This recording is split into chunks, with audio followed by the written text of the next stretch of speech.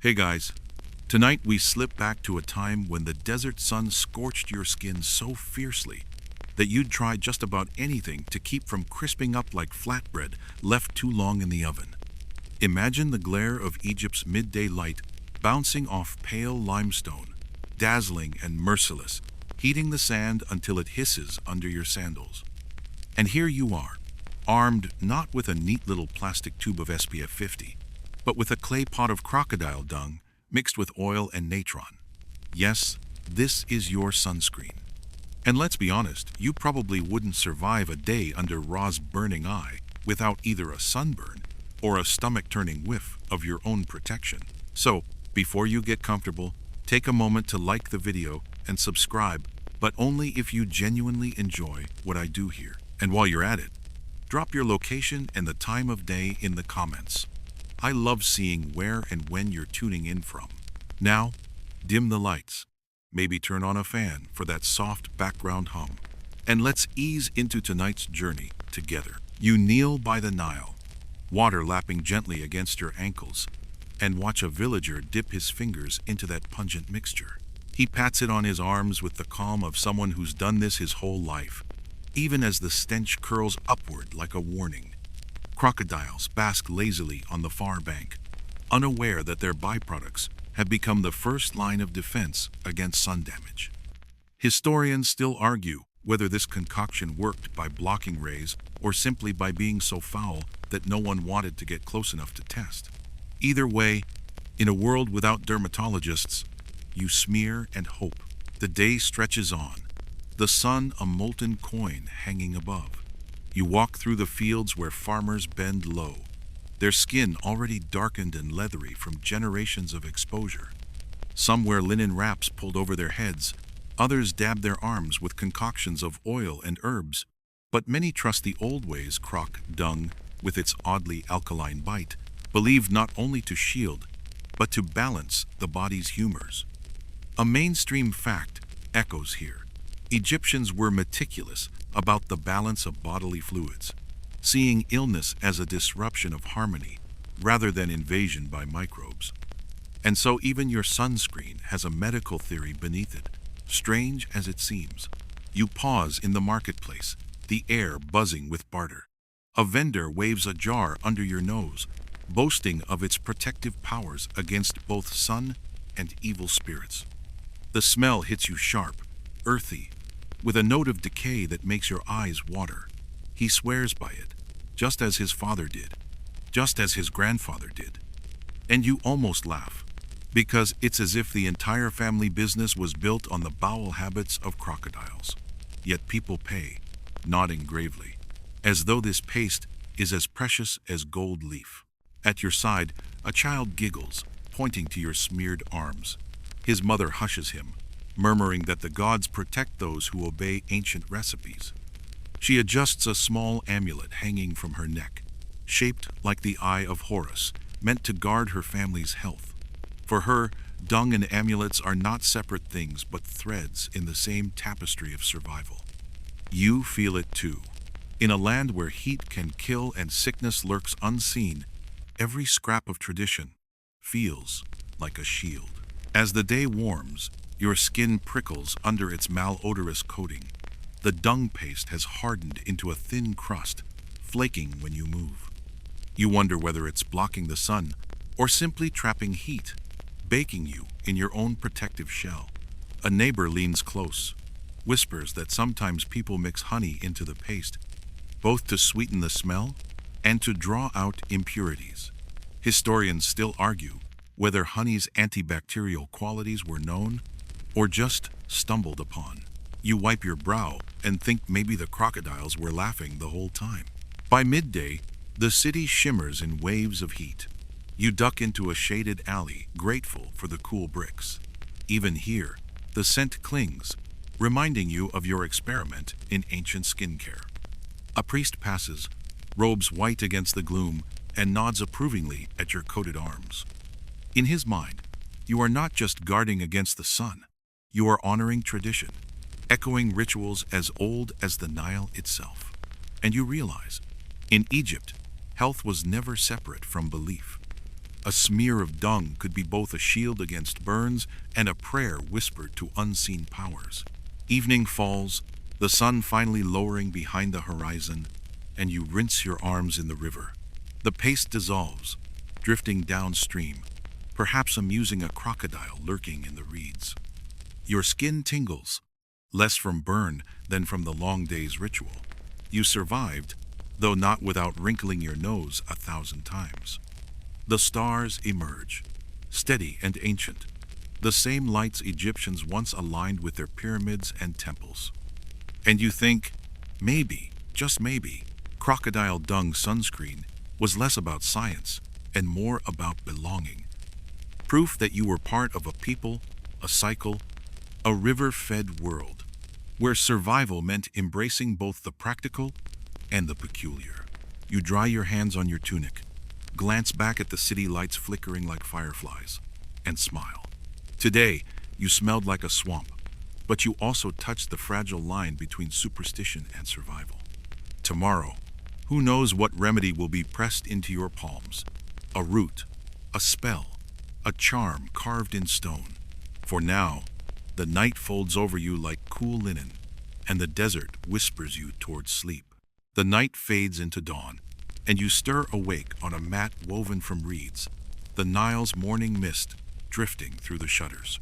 Your arms no longer carry the crust of yesterday's crocodile dung experiment, though the faint memory of the smell clings like an unwelcome guest. Today, you're stepping into a different kind of pharmacy, not jars of swamp paste, but rolls of fragile papyrus, inked with the wisdom or eccentricity of Egyptian scribes. These are the medical texts, and they are as much spellbook as science manual. You run your fingers over the crackling fibers, half afraid they'll crumble at your touch, half amazed that ink from centuries ago can still whisper remedies in the present tense. One such treasure is the Ebers Papyrus, an enormous scroll longer than a Nile boat, packed with over 700 prescriptions. It reads like a cross between a recipe book and a magician's diary. You see lines prescribing honey for wounds, castor oil for constipation, and yes, more exotic substances, like lizard blood mixed with milk for other ailments. The words aren't casual, they're carefully structured, often beginning with an invocation to a god, as though no cure would work without divine backup. Historians still argue whether the scribes believed the rituals mattered more than the ingredients, or if they saw them as inseparable halves of the same remedy. You imagine the scene centuries earlier, a scribe hunched in the dim light of an oil lamp, reed pens scratching across papyrus, the air thick with incense and the faint smell of soot. Outside, the cries of nightbirds echo, but inside, the chamber is hushed, each line of ink a lifeline for some future sufferer. The ink is made from soot, mixed with water and gum, black as the Nile at night, flowing into symbols that look as much like art as language. He dips, writes, chants a phrase, half prayer, half prescription. You lean closer and swear you can hear him murmur. Take 3 cloves of garlic, mix with beer, and recite the words of Isis. A mainstream fact rises here. Many Egyptian remedies were surprisingly effective. Honey, with its antibacterial qualities, genuinely helped wounds heal. Willow bark, sometimes brewed into drinks, carried the same compound that would later become aspirin. Yet sitting beside those are remedies, calling for ground-up bones or the ashes of crocodile scales. To the Egyptians, there was no sharp line between what worked because of chemistry and what worked because of faith. Healing was holistic, body, spirit, and the favor of the gods all tied in one knot. You walk into the temple courtyard, where a healer unrolls another papyrus for his patient. The man coughs, his voice ragged, and the healer calmly recites the prescription: herbs of juniper, boiled in milk, poured through linen cloth. Then, almost as an afterthought, he adds, and a prayer to Sekhmet, the lion-headed goddess of disease. He mixes the brew in a clay pot, stirring slowly as smoke rises from the brazier. The smell is sharp, resinous, tinged with sweetness. You wrinkle your nose, half expecting it to sting your throat. He lifts the cup, whispers a chant, and hands it over. The patient drinks, grimaces, and bows in gratitude, convinced the words are as healing as the brew. In another corner, a young apprentice struggles to memorize the long list of treatments written in his master's scrolls. He mumbles to himself, "For burns, honey and grease. For headaches, mandrake root. For nightmares, crushed herbs with a charm at the bedside." His voice falters on the spells, stumbling over divine names too sacred to be spoken carelessly. His master raps his knuckles with a reed, reminding him that precision matters. An error in a god's name could turn healing into harm. You chuckle softly, imagining modern med students fumbling over Latin names while this boy sweats over hieroglyphs. As the day brightens, you trace the connection between text and practice. Papyrus was more than parchment. It was Egypt's way of bottling knowledge. Farmers passed down techniques by word of mouth, but medicine, with its complex blends and sacred formulas, needed writing. And so the texts survive, a bridge across centuries. Yet they are fragile, always threatened by fire, flood, or careless handling. The fact that so many exist today feels like a miracle of preservation, as if the gods wanted us to keep peeking into their pharmacy. Nearby, a woman approaches the healer with her child, pale and wheezing. She begs for help, and the healer consults his papyrus. He prescribes a poultice of figs and dates mashed into a paste tied across the child's chest. He also marks the boy's forehead with a small hieroglyph for life, the Ankh, drawn in soot. Was it the fruit, the ritual, or both that soothed? Historians still argue whether patients were healed more by placebo, by the natural power of plants, or by the comfort of belief. You watch as the mother's shoulders ease, and you realize sometimes healing isn't about the cure, but the hope it carries. You take a seat beneath a sycamore, the papyrus text heavy in your lap. The air smells of resin and dust, your ears filled with the low hum of daily life around the temple. The words before you are bizarre, fascinating, oddly soothing in their repetition of ingredients and instructions. You imagine reading them like a bedtime story. Take barley, mix with natron, apply thrice daily. Strange, yet oddly calming. Perhaps this was the real magic, not just the herbs or the prayers, but the rhythm of order in a chaotic world. Every recipe was a reassurance. Here's a problem. Here's a solution. Here's a path. As the sun dips toward afternoon, you roll up the papyrus and rise, a little more respectful of the crocodile dung and honey, the garlic and spells. This was medicine at its earliest, stumbling yet hopeful, weaving logic and myth in the same breath. You smile, remembering your own sunscreen experiment, and wonder if centuries from now people will laugh at us for rubbing chemicals from a bottle, swearing it's safer than dung. After all, every age thinks its medicine is the smartest, and every age is partly right, partly wrong. The afternoon light glows golden against the Nile, and you wander from the temple courtyard into the busy streets, where remedies aren't just whispered in sacred halls, they're hawked like cabbages and dates. Imagine it. Stalls crammed with jars, baskets, and bundles of herbs, each merchant shouting over the next about his miracle cure. The air hums with bargaining voices, the aroma of garlic and cumin mixing with the tang of vinegar, smoke from braziers curling around your nose. You're not walking through a pharmacy, you're walking through a carnival of medicine, half science, half spectacle. A woman in a saffron wrap waves you over, her stall piled high with strange powders. She scoops some into your palm. Crushed malachite, green and glittering, promising to heal eye infections. The shimmer is mesmerizing, like powdered emeralds. You hesitate because you know copper in the malachite can be toxic, but she swears it soothes redness and wards off evil spirits. Historians still argue whether Egyptians realized the antiseptic properties or simply loved the look of green around their eyes. Either way, you're tempted to dab a bit just to see if Cleopatra's eyeliner was also her medicine cabinet. A few stalls down, a man pounds something with a stone pestle, the steady thud echoing like a drumbeat. He gestures proudly to a basket of garlic bulbs, their sharp scent slicing through the smoky air. For strength, he says, pressing a clove into your hand. Soldiers chewed garlic before battle, believing it boosted endurance. Today, science tells us garlic does contain compounds that can benefit circulation. You grin, some remedies really do cross the centuries without embarrassment. You pop a clove into your mouth and immediately regret it. The burn so fierce, your eyes water. Maybe the true test of strength was just eating the stuff raw. A mainstream fact unfolds before you. Many of these stalls catered to ordinary people who couldn't afford a temple physician or a carefully scribed papyrus. Here, knowledge was as much gossip as tradition passed by grandmothers, tested in kitchens, shouted in markets. You overhear two men arguing over which oil works best for aching joints, castor oil or moringa oil. Their gestures grow wild, their voices louder.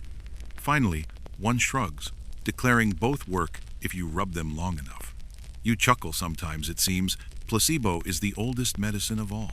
As you wander deeper, you notice a man with a caged ibis, feathers ruffling as it squawks. He insists the bird is sacred, a living charm against disease. He'll sell you a feather for a coin, claiming it will protect your household from fevers. You pass, but watch others eagerly buy, tucking feathers into belts and baskets. Belief sells better than any ointment. Historians still argue whether such rituals were true faith or clever marketing by desperate vendors. The truth, perhaps, lies in the mingling of both. You turn a corner and nearly stumble into a street performer, mixing remedies with entertainment. He juggles clay jars, shouting cures between throws. For cough, fig syrup. For pain, opium poppy. He catches a jar, uncorks it, and fans the scent toward the crowd. The pungent sweetness of poppy resin drifts through the air, and the crowd gasps with awe, as though medicine itself were a magic trick. You laugh, because in a way, it is an act of theater to give hope, even if the remedy inside is bitter as sin. Your sandals scuff against dust as you move past stalls selling charms, carved amulets in the shapes of scarabs, falcons, and the ankh. Some are dipped in oils, others wrapped in linen with herbs. A merchant in a russet cloak assures you that wearing a scarab pendant protects against stomach troubles, since scarabs roll dung and therefore push away sickness. You blink at the logic, unsure whether to laugh or admire the creativity. Ancient medicine often blurred the line between metaphor and cure. If it symbolized health, it might just deliver it. You pause at a food stall, where dates, honey, and beer foam in jugs. The seller proudly tells you honey is the cure for everything from cuts to sore throats. You recall yesterday's papyrus notes. Honey smeared on wounds worked like a natural antibiotic. You buy a sticky morsel, chewing slowly as sweetness fills your mouth. For once, medicine actually tastes good. Around you, the chatter swells, mothers asking for fever cures, farmers buying ointments for aching backs, children clutching herbs against nightmares. The market feels like a living pulse, a place where hope is sold by the handful. Then you catch a whiff of something sharp, animal, and sour. You turn to see a man with jars lined neatly in rows, each labeled with symbols you can't quite read. He lifts a lid, and the stench hits: powdered liver, dried lizard, and something you'd rather not guess. He assures you these are potent remedies, ground and swallowed with wine. You step back quickly, gagging slightly. And yet, people pay, nodding solemnly, as though convinced the stronger the smell, the stronger the cure. You wonder if crocodile dung might actually be the more pleasant option after all. As the sun dips lower, the market begins to thin, stalls packing away jars and baskets. You walk back toward the river, herbs clutched in your hands, your tongue still stinging from raw garlic. Your skin smells faintly of honey, and malachite powder sparkles faintly on your fingertips. The remedies may be strange, but they carry a rhythm, rituals, and routines that give order to fear. And as the stars begin to prick the sky, you realize Medicine isn't only about healing the body. It's about convincing the soul that tomorrow is survivable. You settle by the water, the day's remedies swirling in your thoughts. Some worked, some didn't, some probably just made you smell unbearable. But each jar and herb told a story of people fighting the same battles you do: pain, fear, uncertainty. And in that shared struggle, you find comfort. Even if your breath now reeks of garlic strong enough to scare away more than illness. The market's noise fades behind you, replaced by the steady hush of the Nile at dusk. Lanterns bob along the riverbank as fishermen haul in their nets, and the air cools at last, carrying the scent of silt, reeds, and distant cook fires. You pause, gazing at the water as it reflects the first stars, and feel the weight of another Egyptian remedy: the river itself. To the ancients, the Nile was not only a lifeline for crops and trade, it was medicine, a divine healer in liquid form. You kneel, scoop a handful of the cool water, and splash your face, as if you too might drink in its curative power. Of course, drinking straight from the river is a gamble. Mainstream historical accounts tell us that many Egyptians preferred beer or boiled water for daily use, since the Nile could carry as much sickness as salvation. But still, ritual baths in its waters were considered cleansing, both physically and spiritually. You can imagine a priest declaring that immersion in the river would wash away fevers, curses, and sins. Historians still argue whether these ablutions had genuine hygienic benefits or were primarily acts of faith. You stand dripping on the bank, wondering if you've just performed the oldest placebo in history. Nearby, a group of women gathers at a smaller canal, their laughter carrying over the evening air. They're pounding clothes against stones, but between strokes, they sprinkle herbs into the water: fenugreek and lotus petals. One explains to a curious child that the petals keep illness away, while another whispers that the scent attracts protective spirits. You crouch closer, the fragrance of the lotus wafting up a soft sweetness against the damp smell of laundry.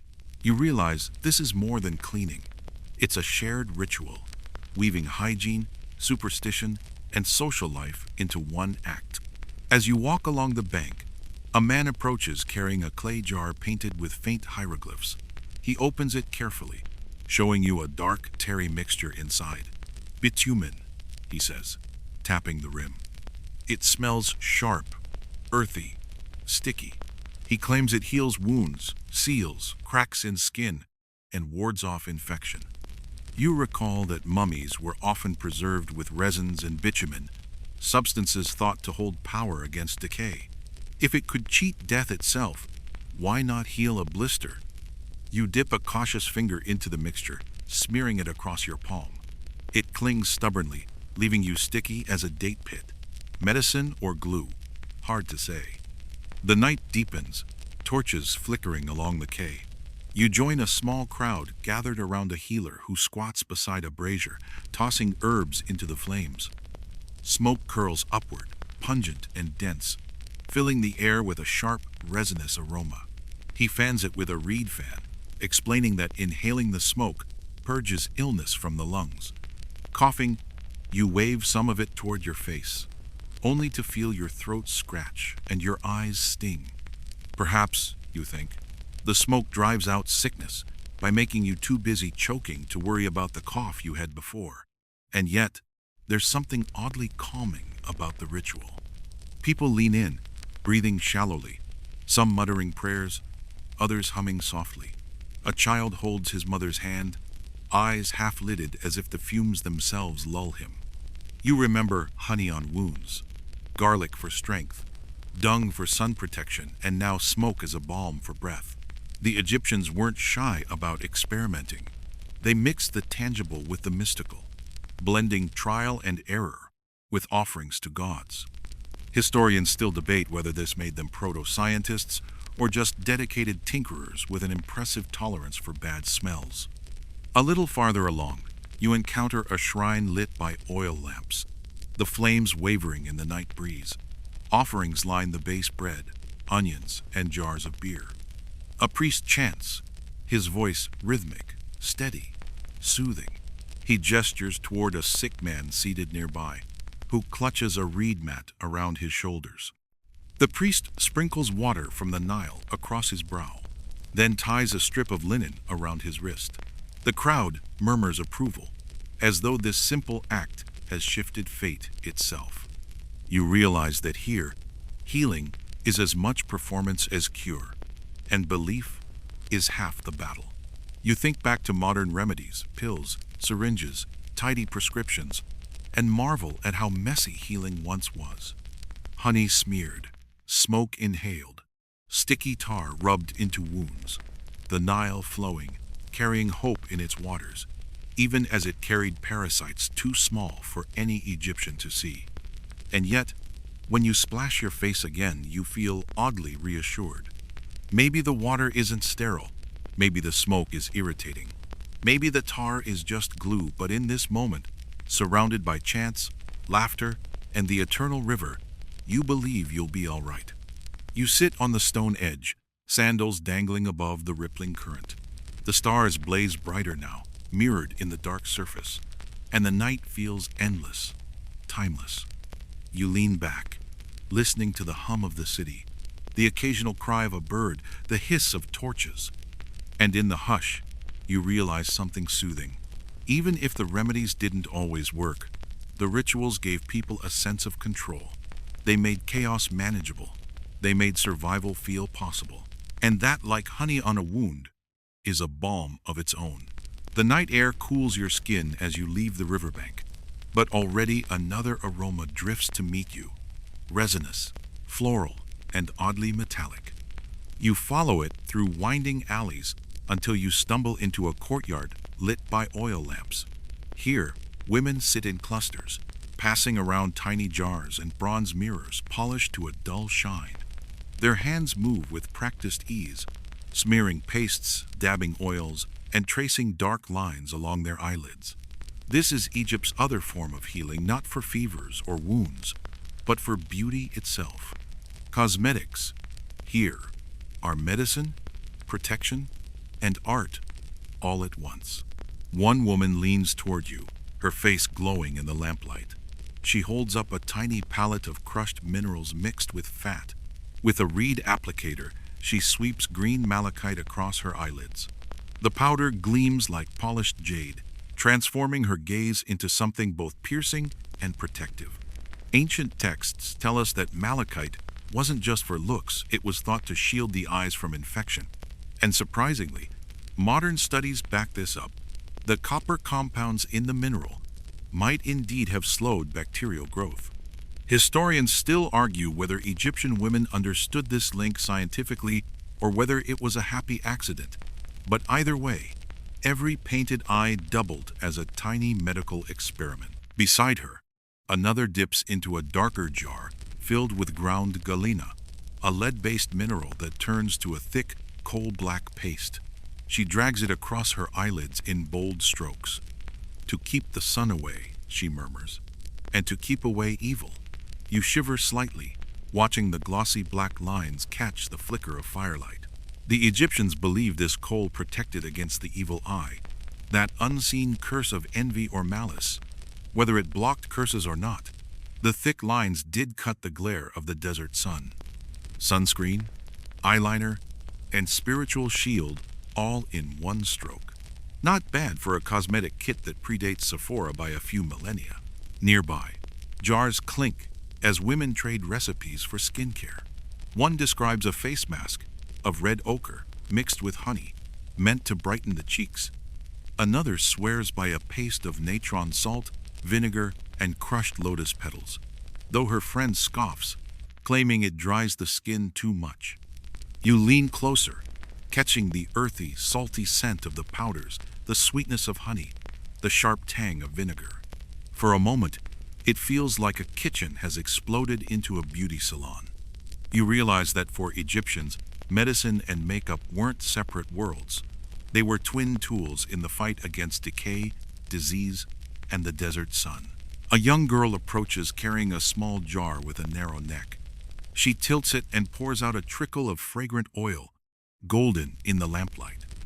She explains shyly that it's scented with myrrh, worn to soften the skin and ward off bad humors. You rub a drop between your fingers and find it sticky, resinous, but undeniably soothing. Perfume here is more than luxury. It's protection. Priests anointed statues with it. Women combed it into their wigs, and men dabbed it before banquets. To smell of myrrh was to declare yourself civilized, healthy, even blessed. You can't help but think of modern colognes and laugh, same game, different bottle. From the edge of the courtyard, a man clears his throat. He's a physician, or so he claims. He holds up a papyrus scroll dotted with hieroglyphs and illustrations. With dramatic flair, he recites remedies for beauty woes. Remove wrinkles with a paste of donkey's milk and honey. Strengthen hair with crocodile fat, mixed with herbs. Soothe blemishes with sour milk rubbed nightly. The crowd nods, murmuring approval, though a few wrinkle their noses at the smell wafting from his pouch of crocodile fat. You imagine the world's first late-night infomercial. 1 jar of crocodile cream cures curses and crow's feet. Historians still argue whether such prescriptions were widely followed or mostly theatrical, but the fact they survived on papyrus means someone believed in them. You glance around and notice another detail. Wigs, elaborate ones, some braided, others topped with cones of scented fat meant to melt slowly in the heat, releasing perfume as the wearer moved. One woman adjusts her wig, the glistening cone wobbling precariously. She laughs, explaining that when it melts, her whole head smells like roses. You fight the urge to joke about ancient deodorant, but then remember, this really was deodorant, a perfume diffuser strapped to your scalp. Ingenious, if not entirely practical on a hot day. In the corner, a storyteller weaves gossip into the night air. He claims Cleopatra herself bathed in milk to keep her skin soft, and that the secret to eternal youth was hidden in jars of honey, stored deep in temple cellars. People lean closer, eyes wide. You smile, recognizing that half the recipes you've heard tonight are less about fact and more about faith. But does it matter? The act of mixing, dabbing, painting, and perfuming transforms more than skin.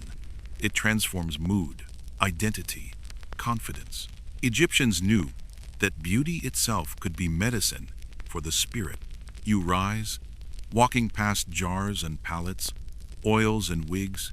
The air is heavy with perfume now, and your skin tingles faintly from the myrrh. As you step into the street, the night feels alive with scents and whispers. Beauty here is not shallow. It is survival, protection, ritual. You touch your own face, smudged slightly with kohl from a borrowed reed, and chuckle softly. Crocodile dung for sunscreen, lead for eyeliner, cones of fat for perfume. Messy, strange, sometimes dangerous. And yet, in its way, it worked. Or at least, it made people believe it worked. And belief, you remind yourself, is half the cure. The perfume still lingers as you walk away from the courtyard, but now the streets grow darker, narrower, the air heavier with the sense of smoke and something less pleasant. You find yourself passing a line of stalls where healers set up their trade by torchlight, each one promising miraculous cures for ailments you didn't even know you had. This is the world of Egyptian street medicine, equal parts apothecary, theater, and carnival. A man in a saffron-stained tunic waves you over, holding up a small clay jar. He dips a reed in and smears something onto his own arm, a thick paste of honey and animal fat. He declares it will cure wounds, stop infections, and keep flies at bay. You recognize the sticky sweetness immediately. Honey again, that ancient all-purpose medicine. Egyptians prized it so highly that it was offered to gods as well as patients. Modern science agrees. Honey does slow bacterial growth and soothe burns. But you chuckle as the healer insists it also strengthens the heart against betrayal. Historians still argue whether honey's role was primarily medicinal or symbolic, but tonight you just nod politely as he presses a sample toward you. Next door, a woman crouches behind a basket of herbs, each bundle tied with reeds. She chants softly, naming them one by one. Coriander for stomach pain, fenugreek for fevers, dill for easing childbirth. She sells them with equal parts confidence and mystery, sometimes mixing them into small pouches that she claims protect against curses. You inhale deeply the sharp spice of coriander, the mellow sweetness of fenugreek, and almost believe her. After all, what is medicine if not part chemistry, part comfort? Further along, the spectacle intensifies. A tall man holds up what looks like a dried lizard, strung with thread. He insists it must be worn around the neck to prevent nightmares. Another advertises powdered ostrich eggshell mixed with beer to cure broken bones. You stop at a stall where the healer holds a crocodile tooth aloft, declaring it protects against toothaches if kept under the tongue overnight. You grimace at the thought, imagining the crunch. And yet, to the crowd gathered, these remedies carry weight. Some clap, some whisper prayers, some trade coins for trinkets. You edge closer to a brazier glowing in the dark. Here, a healer stirs a bubbling pot of herbs and oils. The mixture smells pungent, smoky, oddly sweet. He explains, it's an inhalation remedy. You lean over, cover your head with a cloth, and breathe in the fumes to clear illness from the lungs. A man demonstrates, his eyes watering as he coughs violently, the crowd murmuring approval. You hesitate, then lean in slightly. The steam singes your nose, leaves your throat raw, but when you step back into the cool night, your chest does feel lighter, if only from sheer exhaustion. Nearby, a child sits with his mother, while a healer waves a bronze amulet shaped like a scarab beetle over his head. He mutters incantations, tapping the amulet against the boy's brow. The mother clutches her son's hand, eyes shining with faith. You watch as the child smiles faintly, perhaps soothed by the ritual itself. Here, medicine isn't only in herbs or ointments, it's in the comfort of being seen, touched, prayed over. Scholars still debate whether Egyptian healers believed in the literal power of amulets, or whether they knew, on some level, that faith itself was the cure. As you move on, the crowd thickens, and you spot a man balancing on a stool, calling out to passers-by. He waves a strip of papyrus, boasting that it carries a cure written by Thoth, the god of wisdom himself. Anyone who ties it around their arm, he says, will be protected from fever. People line up eagerly, pressing coins into his hand. You glance at the scribbled hieroglyphs, half wondering if they're sacred words or just the ancient equivalent of drink more water. A donkey brays nearby, startling you. You turn to see another stall lit with small lamps, where a healer kneels beside a low table. He grinds a powder with a stone pestle, then mixes it into wine. He explains that it's made from dried figs and dates, fermented with herbs to calm the stomach. The patient, a weary farmer, drinks it down with a grimace. You watch, waiting for a miracle, but mostly he just burps. Still, the smile on his face suggests relief, whether from the herbs or the wine, you can't tell. The torches flicker, the smoke curls, and the night is alive with barter and belief. You step back from the stalls, reflecting on what you've seen. Remedies that sting, remedies that soothe, remedies that make you laugh or cough. Honey, herbs, teeth, amulets, each one offered with absolute certainty. You realize that in this world, medicine isn't about proof, but about participation. To buy, to drink, to smear, to pray, these acts themselves are healing, because they bind you to the community, to the gods, to hope. As you drift back toward the quiet street, your pockets still smell faintly of herbs and resin. Your skin tingles with smoke, your hands sticky with honey. You wonder if any of it will actually keep you healthy. But as you recall the mother's smile, the crowd's laughter, the healer's chants, you know this much. Belief alone can mend the spirit, even when the body still aches. And for people who lived by the Nile's fickle floods, Maybe that was medicine enough. The night stretches on, and the narrow streets open into a courtyard lit by oil lamps, their flames flickering against painted walls. You hear the low hum of voices rising and falling like waves, and realize you've wandered into a gathering not of healers this time, but of priests. Here, medicine shifts from powders and pastes into something even more intangible: words, chants, and the invisible power of the divine. A priest in indigo robes steps forward, holding a strip of papyrus inscribed with neat hieroglyphs. He reads aloud, his voice steady, rhythmic, almost hypnotic. The words are not simply prayers. They're incantations, believed to chase away illness by naming and binding it. One woman in the crowd clutches her stomach as he chants, then sighs as if the pain itself has loosened. Historians still argue whether these incantations were considered true medicine or only symbolic reassurance. But in that moment, surrounded by flickering light and solemn voices, you understand how powerful belief alone could feel. Beside the priest, another attendant carries a small bronze bowl filled with burning herbs.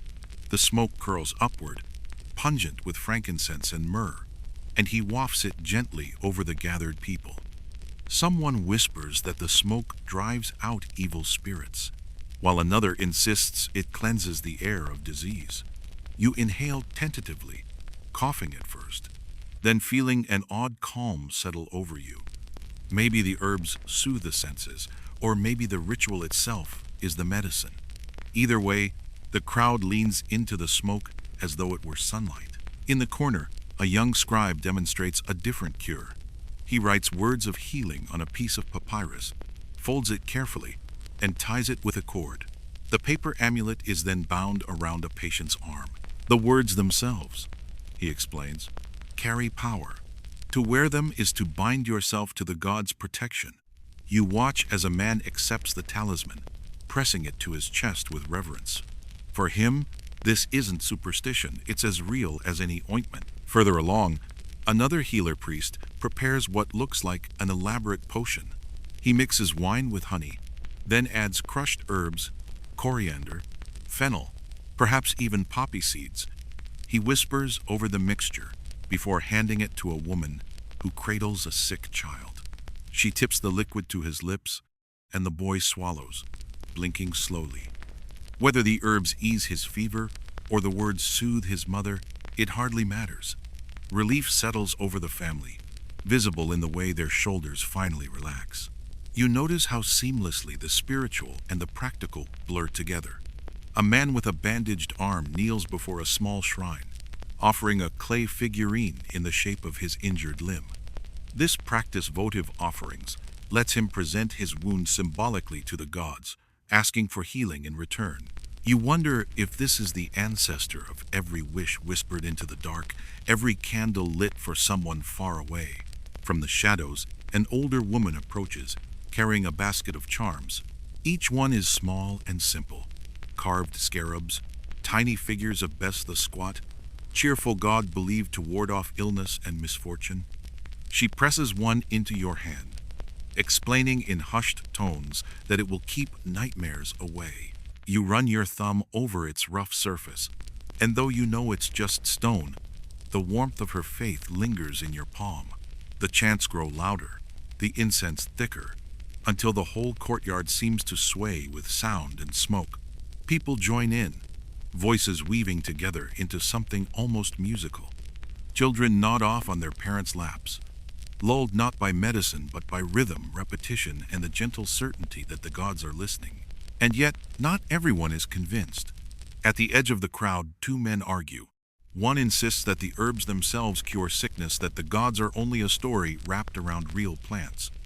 The other shakes his head, declaring that without the priests, the herbs are nothing but leaves.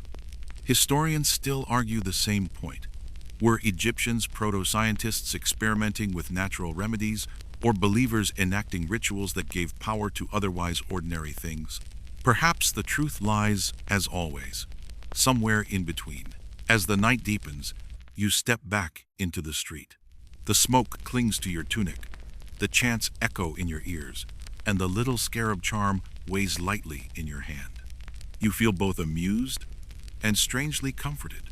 The crocodile dung, the honey, the herbs, the incantations, all these remedies blur into a single truth. Healing is never just about the body. It's about spirit, about hope, about weaving chaos into something that feels ordered, even if only for a moment. You glance back once more. The courtyard glows softly, figures swaying in rhythm, smoke curling upward like a thread stitched into the night sky. And you realize, whether it was science, superstition, or something in between, the Egyptians created a medicine you recognize even now. The medicine of community, of ritual, of believing together. The streets grow quieter as you wander farther from the priest's chants. But another sound rises to meet you. The clatter of wheels, the shuffle of feet, the murmur of voices that never quite sleeps. You've entered the domain of the traveling healers, the itinerant peddlers of remedies, who carry their shops on their backs and their confidence in their smiles. If the priests sold hope through ritual, these characters sell it in little jars, powders, and bottles with promises as loud as any market crier. A man with a saffron-dyed tunic waves you over, holding up a vial of thick reddish syrup. Pomegranate elixir, he proclaims, for strength, for love, for long life. He splashes a drop on his tongue, smacking his lips theatrically. Mainstream records tell us pomegranate was indeed valued for its medicinal qualities used for digestive troubles, even as an early attempt at contraception. You sniff the vial. It smells tart, almost refreshing. You're tempted, until you remember your morning crocodile dung sunscreen experiment. One gamble at a time. Nearby, a woman sits cross-legged with a basket of herbs and dried roots. She beckons you closer, pressing a pinch of ground cinnamon into your palm. Good for the heart, she whispers, and for chasing away bad dreams. The scent is warm, spicy, comforting, curling into your nose like smoke from a hearth. Children tug at her sleeves, pointing to small clay figures nestled among the roots. They're talismans, she explains, half remedy, half protection. You marvel at her ingenuity.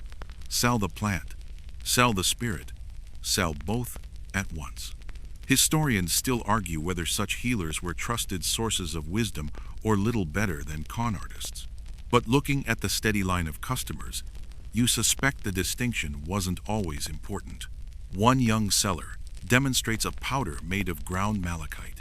He dips his finger into the shimmering green dust, dabbing it on his eyelids. Keeps away infection, he declares, and keeps the sun from blinding you. You remember how Egyptians painted their eyes with kohl, sometimes with lead-based mixtures that harmed more than helped. But malachite, with its copper content, may have offered some genuine antibacterial effects. You wonder, fashion or medicine? The boy winks, eyeliner smudged, and pockets a coin from a curious customer. You realize it doesn't matter, it worked as both. A small crowd gathers around a man with a carved wooden box. He opens it to reveal neatly arranged jars. Honey, garlic, dried lotus seeds. He boasts, each one can cure something different. Wounds, weakness, infertility. As he speaks, he sprinkles garlic cloves onto the ground like a magician producing rabbits. Strength, he cries, flexing his arms. The audience laughs, tossing coins into his bowl. You recall garlic being fed to pyramid workers for endurance, its reputation lingering across centuries. Was it placebo, or did it truly invigorate? Historians still debate the line between faith and nutrition, but the man's confident grin sells belief as effectively as any garlic clove. The most unusual remedy comes from a bent old healer carrying a sack of what looks like pebbles. He pours a few into his hand-dried animal droppings, ground and baked until hardened. For fever, he says proudly, boil, drink, live. The crowd wrinkles noses, but some still hand over coins. You've already smeared dung on your skin, so the idea of drinking it makes your stomach lurch. And yet, people buy. nodding with conviction. It's a reminder that desperation finds cures wherever it can, even in places modern minds would rather not imagine. As the crowd disperses, you notice how these healers weave performance into their trade. They shout, gesture, joke, even juggle their jars to draw attention. It's medicine as theater, each remedy delivered with flair. You think of modern infomercials, miracle tonics, and late-night promises that sound too good to be true. Maybe not much has changed, except the packaging. You drift to the edge of the gathering, where a young girl offers a simpler solution, a sprig of mint dipped in cool water. "Chew this," she says shyly. "Your stomach will thank you." You smile, accepting. The flavor is sharp, fresh, a welcome change from dung and garlic. Sometimes the simplest remedies endure because they actually work. The night is warm, the stars crisp overhead. You lean against a wall, watching the healers pack up their goods. Some leave with heavy purses, others with only gratitude. Yet all of them carry something more enduring: the trust of a public willing to try anything that might ease their burdens. The line between medicine and performance blurs, but as you suck the cool mint leaf, you realize sometimes belief itself is the strongest cure. The air thickens with spice and incense as you follow the fading footsteps of the healers, only to stumble into a quieter square. Here, a different kind of cure is offered, not powders or ointments, but words, amulets, and charms, whispered against the night. This is the realm of magic medicine, where superstition sits shoulder to shoulder with daily life. A woman in indigo robes raises her arms, chanting softly as she ties a cord around a boy's wrist. The cord is threaded with beads, amber, bone, and a carved scarab. "Against fever," she declares, nodding it 3 times. The boy's mother nods solemnly, placing a fig into the woman's hand. You watch, realizing this ritual is less about ingredients and more about intention. Mainstream history records countless amulets buried with the dead, or worn by the living, meant to guard against illness or malevolent spirits. Historians still argue whether these were taken seriously as cures, or were more like insurance policies against unseen forces. A priest approaches a makeshift altar, his linen kilt glowing in the lamplight. He unrolls a strip of papyrus and begins to recite.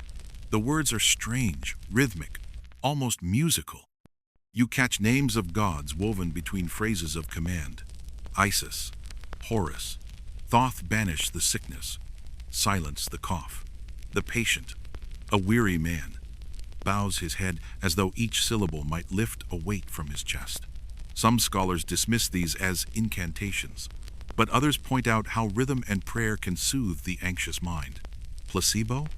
Or perhaps simply proof that belief itself heals in ways we still don't fully measure.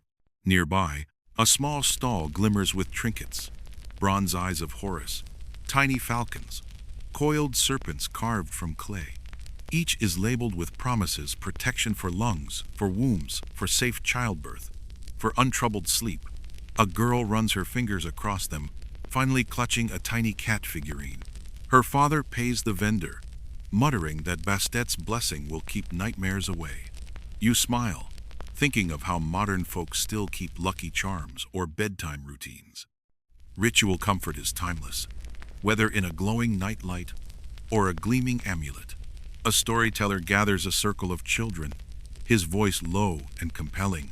He recounts how Horus was poisoned as a child, only to be saved when Isis whispered spells and gods intervened. As he speaks, he gestures to the herbs strung at his belt, insisting they are the same that saved Horus then and will save children now. The children gasp, wide-eyed, clutching at their mothers. It's equal parts theater and medicine. Teach the myth, sell the cure, comfort the child. You can't help but chuckle softly, realizing this is the ancient equivalent of drink this soup. It's what the hero ate. A man seated in the shadows draws strange shapes in the dust, muttering over them. You edge closer, recognizing symbols you've seen etched into tomb walls. These, he explains to no one in particular, are signs that trick the demons of sickness. His finger traces looping lines, circles, stars.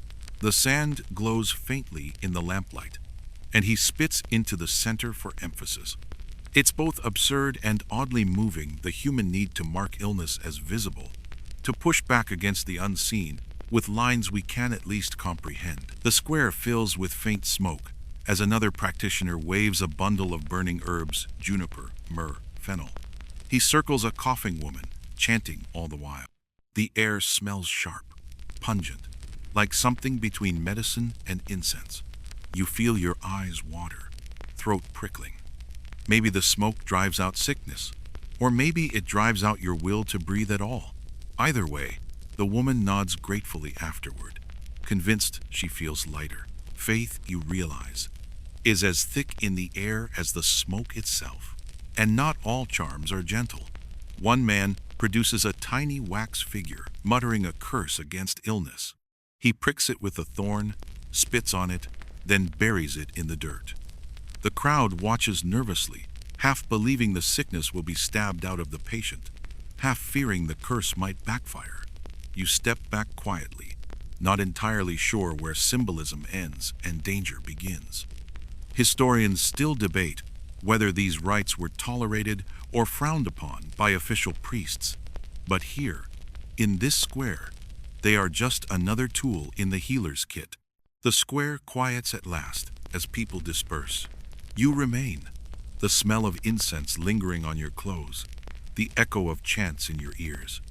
It strikes you how ordinary superstition feels here, not fringe, not hidden, but woven into every remedy. To an Egyptian, illness wasn't only in the body. It was in the god's will, in spirit's whispers, in the glance of an envious neighbor. And so the cures had to touch body and soul alike. As you leave, a child presses a small amulet into your hand, a crudely carved eye, its lines uneven but earnest. "For protection," she whispers, before darting away. You turn it in your palm, the tiny scarab scratches catching the starlight. Medicine, magic, memory, all bound in this little charm. You slip it into your pouch, smiling. Whether it truly wards off sickness or not, it already feels like it might guard your night. The amulet still warm in your palm, you drift back into the current of Rome's no, Egypt's night. The torches flicker against mud brick walls, and you find yourself swept along with a group of people heading toward a broader street. At its end looms a building you recognize from descriptions. A small temple clinic, part sanctuary, part healing center. Here, medicine and the divine truly intertwine, their boundaries blurred like ink spilled into water. Inside, the air is heavy with resin smoke. A priest-physician, what scholars later called a WNW, leans over a low couch where a patient lies. He wears a plain linen robe, but his eyes gleam with practiced knowledge. In one hand, he holds a reed pen and a strip of papyrus. He scribbles notes, spells, remedies, observations in looping hieroglyphs, murmuring as he writes. Mainstream historians remind us that Egyptians left behind entire medical papyri, the Edwin Smith papyrus, the Ebers papyrus, filled with diagnoses, treatments, and strange prescriptions. Some read like early science, others like superstition. Historians still argue whether these priests saw themselves as scientists or simply servants of the god's will. You move closer as the healer takes up a jar of honey. He smears it across the patient's wound, explaining to the watching crowd that bees carry Ra's light and drive rot away. You've already seen honey on cuts before, but here, the explanation blends nature and deity so seamlessly that it feels undeniable. You nod, as though you, too, are convinced that the sweetness itself banishes decay. Beside him, an apprentice grinds herbs in a stone mortar. The rhythmic sound fills the chamber, like a heartbeat. He sprinkles coriander, garlic, and willow bark into a bowl of warm water. A woman leans forward, whispering that the willow wards off headaches, that garlic strengthens breath, and that coriander pleases Hathor. The priest dips his fingers into the mixture, dabbing the patient's forehead. The smell is sharp, earthy, with a sweetness underneath that clings to your nostrils. In the corner stands a small shrine to Sekhmet, the lion-headed goddess of plague and protection. Offerings of onions, beer, and flowers sit at her feet. The priest gestures toward her image, urging the patient's family to give thanks and ask mercy. You watch them bow, their hands trembling, voices hushed. Sekhmet's gaze, carved in stone, is fierce enough to make you shiver. It's a reminder. Healing is not just soothing, it's bargaining with power beyond your reach. You step back, and a boy brushes past, carrying a clay cup filled with bitter-smelling liquid. He offers it to the patient, who grimaces but drinks. The priest nods approvingly, muttering something about purging illness through the gut. You wrinkle your nose, remembering that many Egyptian remedies involved laxatives, castor oil, colocynth, even sycamore juice. Effective? Sometimes. Unpleasant? Always. You can almost hear the boy whisper, "Better out than in," as though this is the oldest running joke in medical history. On a table nearby, wax figurines of gods and demons lie waiting. The healer picks one up, tracing its surface with a reed. He whispers an incantation, then places it beside the patient. The figurine is not medicine in the modern sense, but you sense how its presence comforts the sick man. The belief that a god stands guard beside your bed is its own balm, stronger perhaps than herbs or honey. At the clinic's entrance, another healer tends to a group of women. One clutches her stomach, grimacing. He offers her a necklace strung with faience beads and mutters a spell invoking Isis, goddess of motherhood. Another woman seeks aid for her child's cough.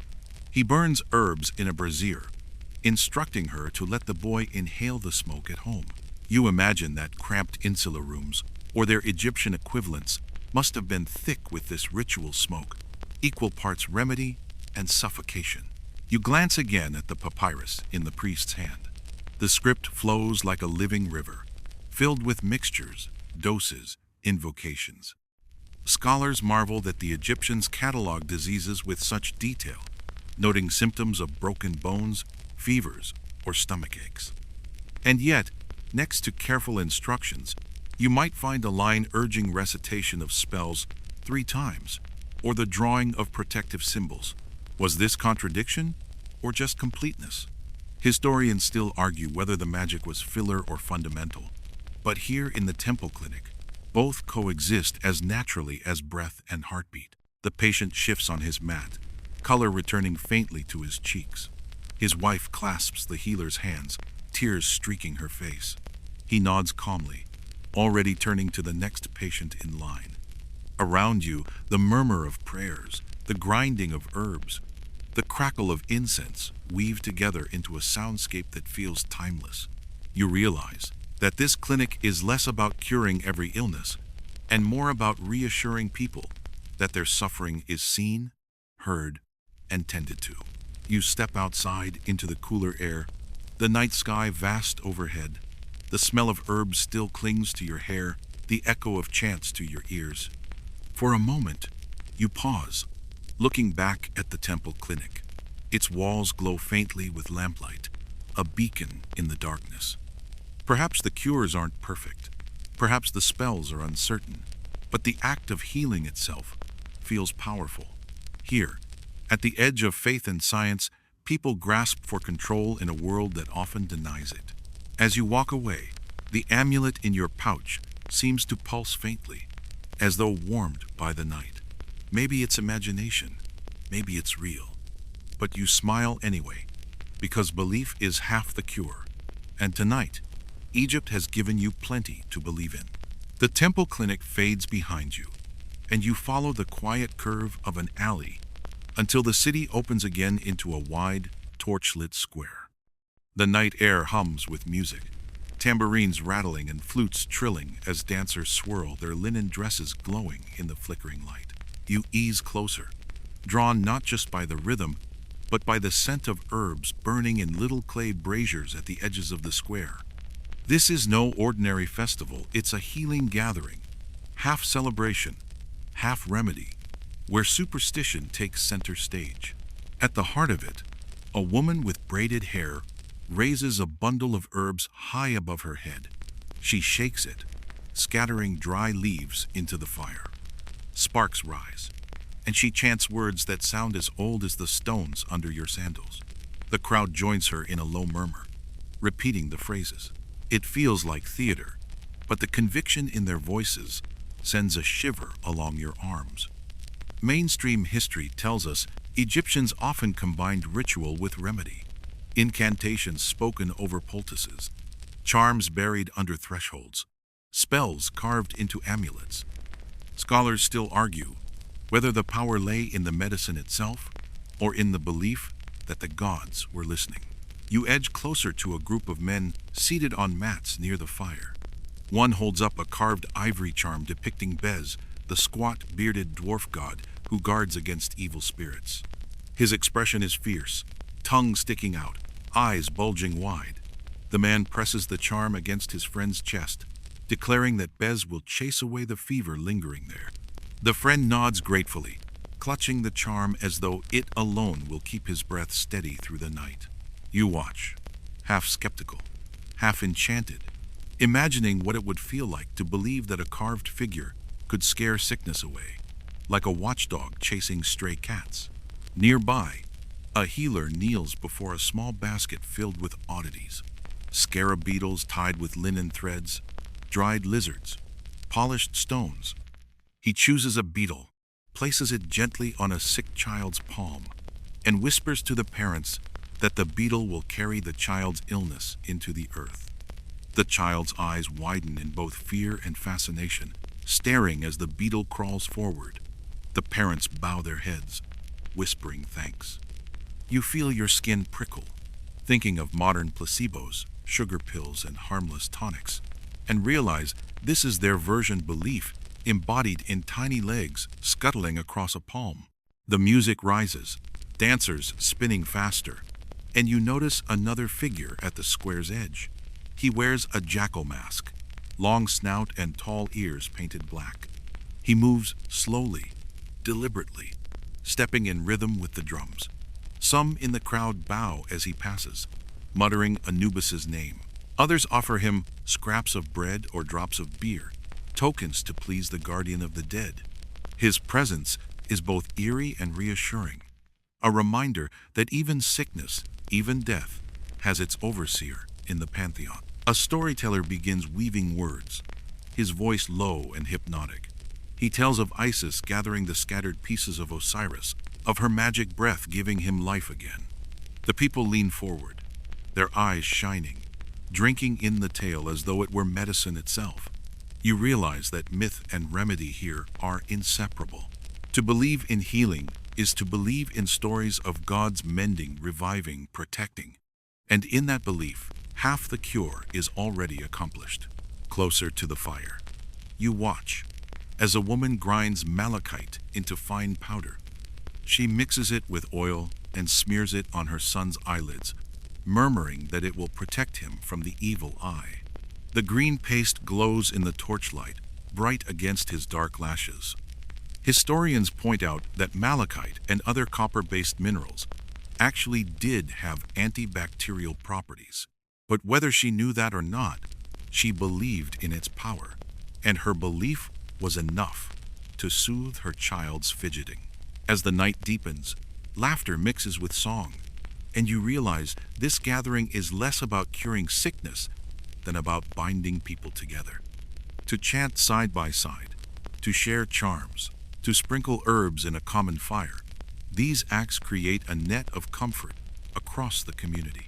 You can almost feel the net settle over you too, woven from smoke, stories, and superstition.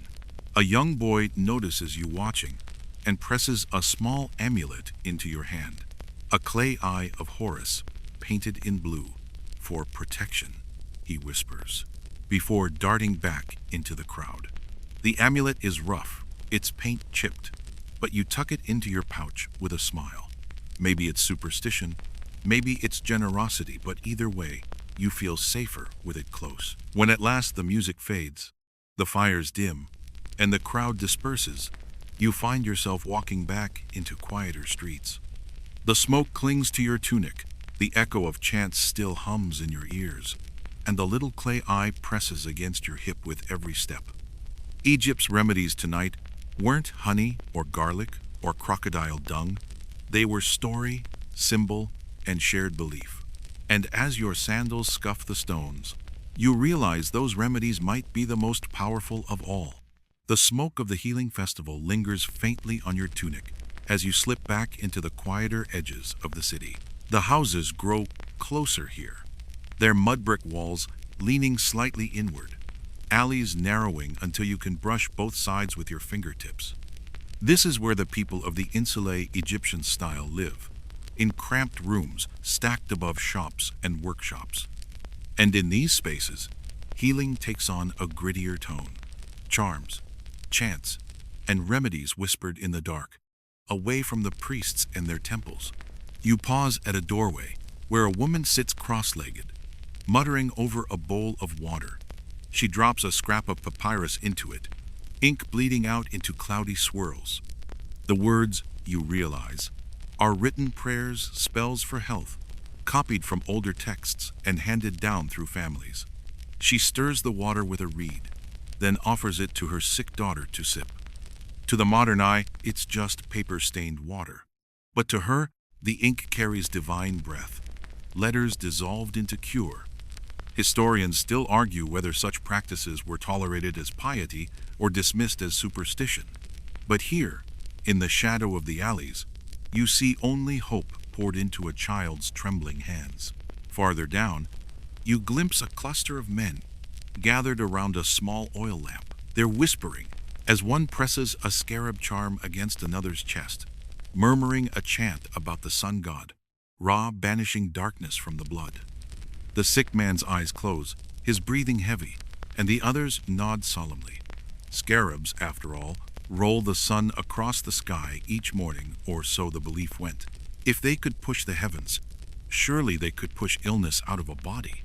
You feel a strange comfort in the logic, as shaky as it might seem. You duck into a narrow courtyard where laundry drips from ropes overhead. A healer squats in the center, grinding herbs on a stone slab. His fingers are stained green, his tunic smeared with powder. Around him lie jars filled with everything from dried figs to powdered amber. He pauses, lifts a pinch of herbs, and tosses it onto a small brazier.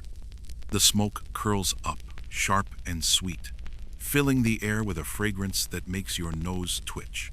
He declares it a fumigation, meant to drive out demons lurking in lungs and bones.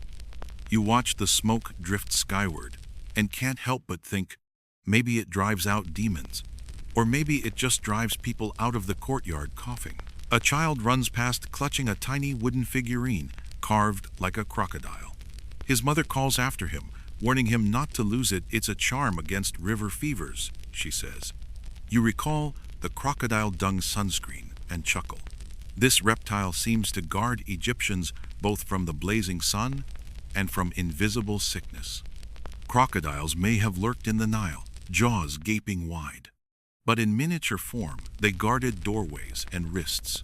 To fear an animal, yet also honor it as protector. That's Egyptian medicine in miniature. Contradiction wrapped in belief. The alley grows darker as the lamps thin out, but you follow the murmur of voices to a small gathering. Here, a woman cradles a clay jar filled with honey. She dips her fingers in, smears it on her husband's cracked lips, and whispers that it will soothe his fever. You know honey truly has antibacterial qualities. Modern medicine confirms this. But to her, it's not chemistry. It's sweetness from the gods. Nectar turned to healing by divine will. She hums softly as she works, and you realize that the hum itself is part of the cure. Love, care, voice all woven together with honey. A sudden gust stirs dust across the alley, and you stumble into a doorway where an older man sits hunched, carving symbols into a wax tablet. He explains that the words are charms, protective formulas meant to be worn or carried. He presses one into your palm, a small disc etched with looping lines. "Keep it near your heart," he mutters, "and illness will flee." You slip it into your pouch beside the amulet from earlier, and suddenly you feel like a collector of ancient remedies, pockets heavy with belief. You pass by a shrine tucked into a wall niche, candles guttering around it. A family kneels there, chanting softly to the household gods, their hands raised. The father sprinkles grain onto a small fire, and the mother ties a cord around the child's wrist. It's a simple red thread. No herbs, no potions, just a knot believed to block sickness. You pause, reminded of modern bracelets and charms sold for health. Maybe some things never change. Humans always want something tangible to tie their fears to. The air feels heavier as you move on, the mixture of smoke, dust, and whispers clinging to you. Yet you notice something beneath the superstition: resilience. These alley rituals, though unscientific, knit people together. They give families a role in healing, a sense of control when illness looms. You lean against a wall, listening to the hum of voices, the crackle of small fires, the shuffle of sandals in the dust. And you realize that while the temple cures reach upward toward the gods, these household remedies stretch sideways, across families, across neighbors. You take a final step out of the alley into the broader street, moonlight pooling on the cobblestones. The clay charm presses against your palm, warm now, as though the night itself has charged it. You smile, half amused, half grateful. Crocodiles, scarabs, honey, smoke, strange remedies, yes, but in this dark, ordinary quarter of the city, they feel like lifelines. And you know you'll carry the smell of incense and the weight of charms with you long after you leave these shadows. The moonlight spills across the rooftops as you leave the alleys behind, and the city opens into a wide plaza. Here, superstition wears a grander costume. No longer the whispered charms of housewives or the smoke of tiny braziers. This is spectacle, ritual played out for gods and crowds alike. You pause at the edge, sandals scraping stone, as a throng gathers around a raised platform where priests prepare for a night ceremony. Torches crackle, their flames twisting upward in the breeze. The priests wear linen robes stiff with starch, their heads shaved clean, their eyes lined heavily with coal. At the center lies a bronze brazier, coals glowing red. A young acolyte sprinkles powdered resin, and suddenly the air blooms with thick, sweet smoke. The smell is heavy, almost syrupy, making your chest ache. The crowd murmurs, a wave of anticipation rippling outward. You edge closer, and your eyes water, but you feel oddly drawn in, as though the smoke itself tugs at your thoughts. From the shadows, attendants bring forward an offering, a live goose, its wings bound with twine. The bird flaps weakly, its feathers catching the firelight. The priest raises his hands, chanting in a voice that seems both low and booming at once. He praises the gods of health, Sekhmet, fierce lioness of plague and healing, and Thoth, keeper of wisdom and spells. The goose squawks, then stills as its head is bowed over the brazier. The crowd leans forward, some eyes shining with faith, others with hunger for the meat that will follow.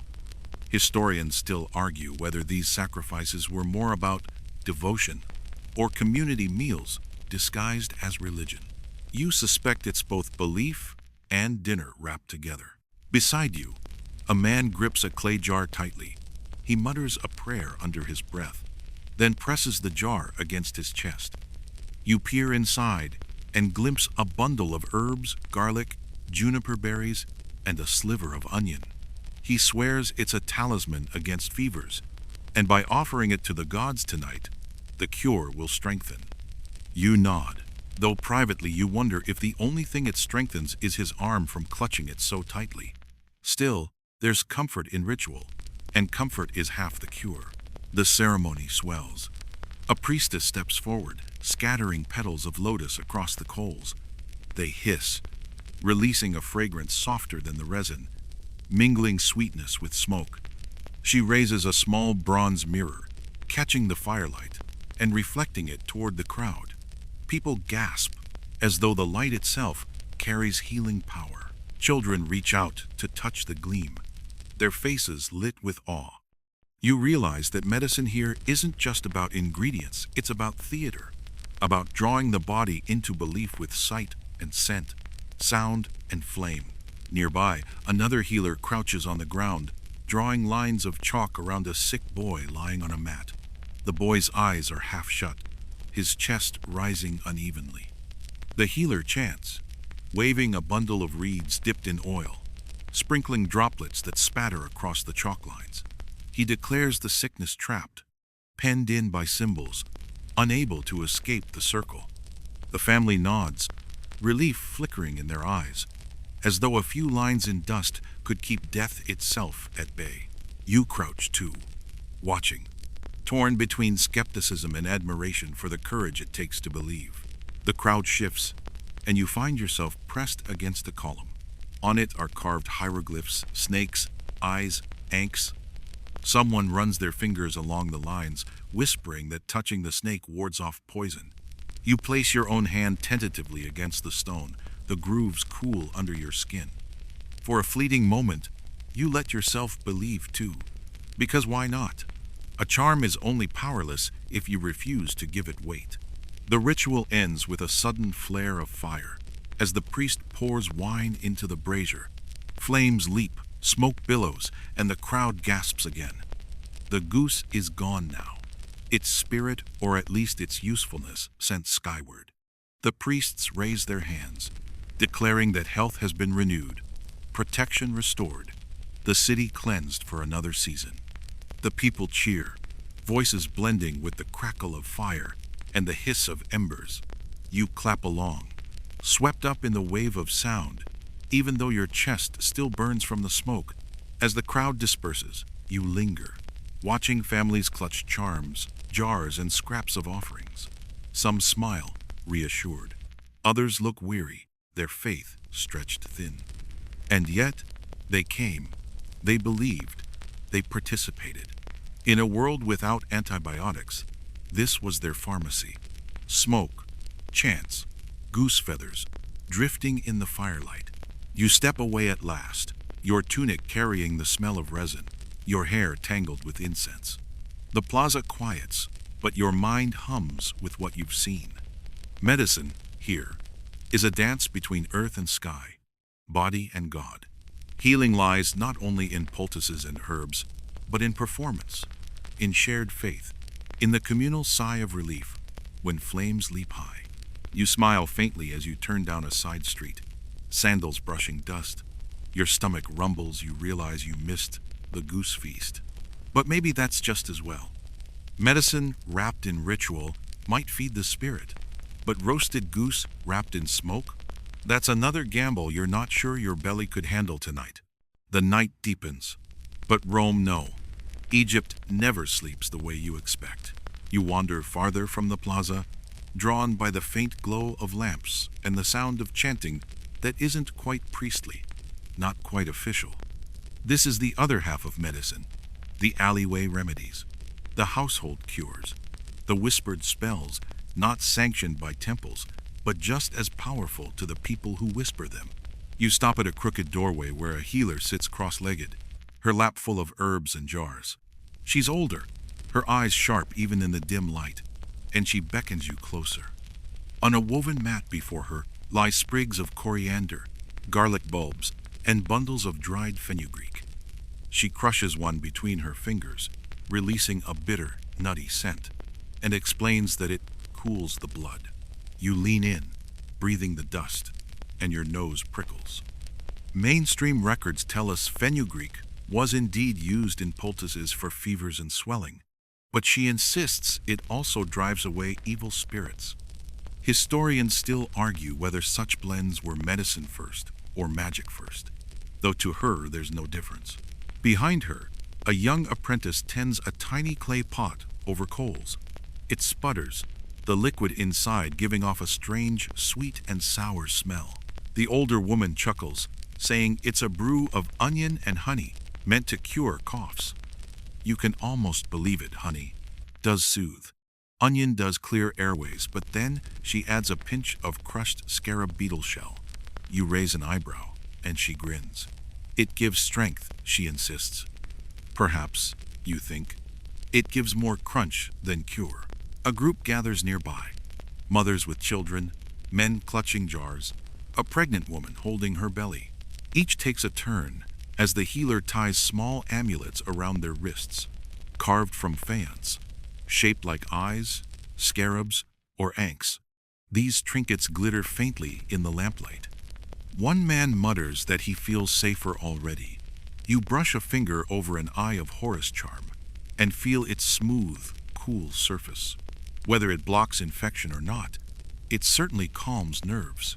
The healer's apprentice now produces a bowl of thick paste malachite, ground to powder, mixed with oil until it gleams green in the torchlight.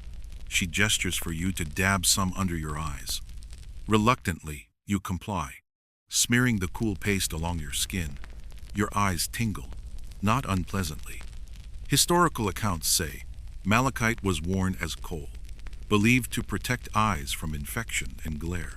Modern science admits copper compounds can kill bacteria. So here you are, looking slightly glamorous, and possibly healthier too. You chuckle quietly, medicine and makeup sharing the same brush. Not far away, another figure calls for attention. A wandering magician, his cloak patched and his voice low, recites a spell over a young boy with a fever. He sprinkles sand into the air and traces shapes with his staff, muttering about crocodiles and rivers, about Ra's fiery eye burning sickness away. The family nods solemnly. You realize, again, that half the cure is theater, the reassurance that someone, somewhere, is speaking words older than memory to chase illness from the body. The magician produces a papyrus scroll, worn at the edges, ink faded. He chants lines of text, rhythmic, soothing, and then rolls it back up with care. He claims it contains secrets from Imhotep himself, the legendary physician god. Whether that's true or not, the crowd doesn't question it. In fact, some even reach to touch the scroll, brushing their fingers across the brittle surface, as though paper alone can heal. The air smells of garlic, incense, and sweat. You rub at your green-tinged eyes and think of all you've seen today: dung for sunscreen, honey for wounds, beer for water, tar for skin, smoke for breath, and now beetle shells for strength. Each cure is odd, each cure imperfect, but together they form a living web. Medicine here isn't just the work of temples or priests. It's scattered across doorways, alleys, kitchens. It's in the hands of women pounding herbs, in the words of magicians tracing symbols in dust, in the charms strung around a child's wrist. A boy beside you sneezes loudly, startling his mother. She quickly presses a clove of garlic into his hand, muttering a prayer to Beast, the dwarf god of protection. The boy sniffs, then grins, as if the garlic itself banished his sickness. You laugh softly, though you find yourself comforted too. If faith can stop a sneeze from turning into worry, perhaps that's its own kind of cure. You sit down on the edge of the mat, the healer pressing a cup of warm brew into your hands. It smells of herbs, honey, and something earthy you can't identify. You sip carefully, and it's both bitter and sweet, the warmth sliding down your throat like a rough lullaby. Around you, voices murmur, charms clink, herbs crackle on coals. The night feels thick, with ritual, with history, with human hope wrapped in superstition. And you realize something. Whether in temples or alleys, in scrolls or jars, medicine here is less about certainty and more about rhythm. The rhythm of chants, the rhythm of herbs crushed between stones, the rhythm of trust between healer and patient. The remedies might falter, the science might wobble, but the ritual endures. And in a world of chaos, that might be the strongest medicine of all. Dawn brushes the horizon as you wake once more, your head resting against a sun-warmed stone. The streets of Egypt stir to life, and with them comes the final chapter of your curious medical tour. Merchants rattle shutters open, donkeys bray, and the smell of fresh bread drifts down alleys. You stretch, remembering crocodile dung sunscreen, honey poultices, Nile water baths, and onion brews. Strange as they seemed, they all stitched together a worldview where every ailment had an answer, however odd that answer might be. You wander toward the temple district, where priests in spotless white robes prepare morning rites. They sprinkle natron salt across altars, a substance they claim purifies both body and soul. Some say natron preserves the dead. Others insist it preserves the living too, used in mouthwashes and ointments. Historians still argue whether its antiseptic properties were truly understood or whether its use was pure ritual. Either way, the salty tang in the air feels sharp, clean, almost reassuring. Across the square, children chase one another, their mothers scolding and laughing. One boy stumbles and scrapes his knee. Immediately, his mother pulls out a pouch, dabs honey on the cut, and wraps it with a strip of linen. A small act, so simple, yet so enduring. Honey is still used today for its antibacterial power. You grin, realizing that not every remedy from ancient Egypt is best left behind. Some traveled forward through millennia, still sitting on pharmacy shelves. Nearby, a barber surgeon opens his stall. He lays out bronze knives, hooks, and a bowl of herbs steeping in oil. A customer reclines, tilting his head, while the barber prepares to lance a boil. The crowd watches, murmuring. You shiver, imagining the sting, but the barber works with practiced calm. Some scholars argue whether Egyptian surgeons truly understood anatomy or if they worked mostly by tradition and bravery. Either way, the patient sighs in relief when the poultice is applied, proof enough for everyone watching. You step back, finding shade beneath a palm, and breathe in the layered sense of the awakening city. Bread, smoke, natron, herbs, sweat, honey. Your mind flickers through the remedies you've seen. Garlic hung at doors to block demons, crocodile dung pressed into jars, smoke drawn into lungs, charms tied to wrists. Each was imperfect, even laughable at times, but each carried faith, comfort, and structure.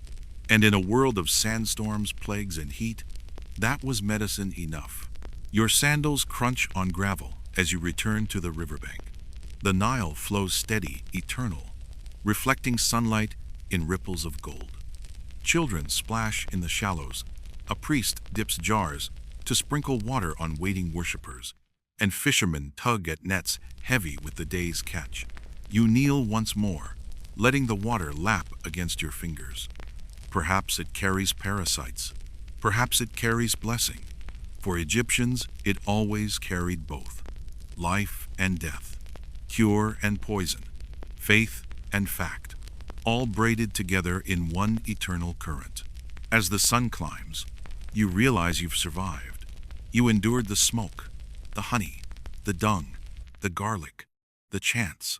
You've seen medicine woven with superstition until it's impossible to tell where one ends and the other begins. And maybe that's the lesson. Survival isn't always about science. Not yet. It's about belief, ritual, community, and the courage to try even if your sunscreen smells like a swamp. You close your eyes, letting the warmth of morning wash over you, and the noises of the city blur into a lullaby. The remedies fade into memory, but the rhythm of life remains. Chant, grind, smear, pray, scrape, hope. A strange symphony of healing, older than pyramids, older than reason, still echoing in the quiet corners of your mind.